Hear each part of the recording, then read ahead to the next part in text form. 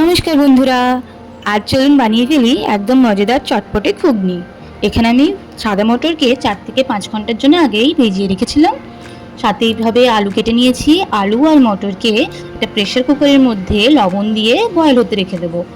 এবার আমরা পারি সাইডে শুকনো মশলা করে নেবো। তার জন্য সাবুত জিরা আর শুকনো লঙ্কা, 3-4টে শুকনো লঙ্কা এখানে দিয়ে শুকনো কড়াই ভেজে নিয়েছি। ভেজে একটু পেস্ট বানিয়ে নেবো। দেখুন এইভাবে পেস্ট রেডি হয়ে যাবে। এবার আমরা ওই সেম জারের মধ্যেই জিঞ্জারটার পেস্ট করে নেব। এবার চলুন গ্রেভি বানিয়ে নিই।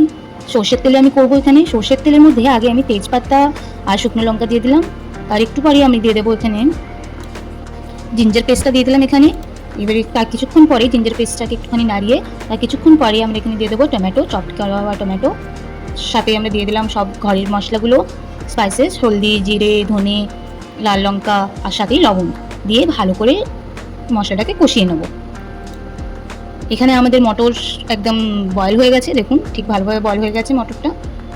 আলু মটর দুটোই বয়েল হয়ে গেছে ভালো করে। মশলা থেকে তেল বেরিয়ে আসলেই আলু মটরগুলো ওর মধ্যে দিয়ে পরিমাণ মতো জল দিয়ে ভালো করে বয়েল হতে দেবো। ঢেকে লো ফ্লেমে 15 থেকে 20 মিনিটের জন্য রেডি হতে দেবো। আর তারই সাথে দেখুন আমাদের এই চটপটে ঘুগনি রেডি।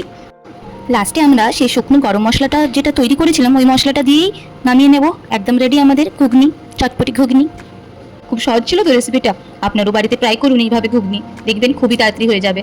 আর ফলো, লাইক আর শেয়ার করতে একদম ভুলবেন না।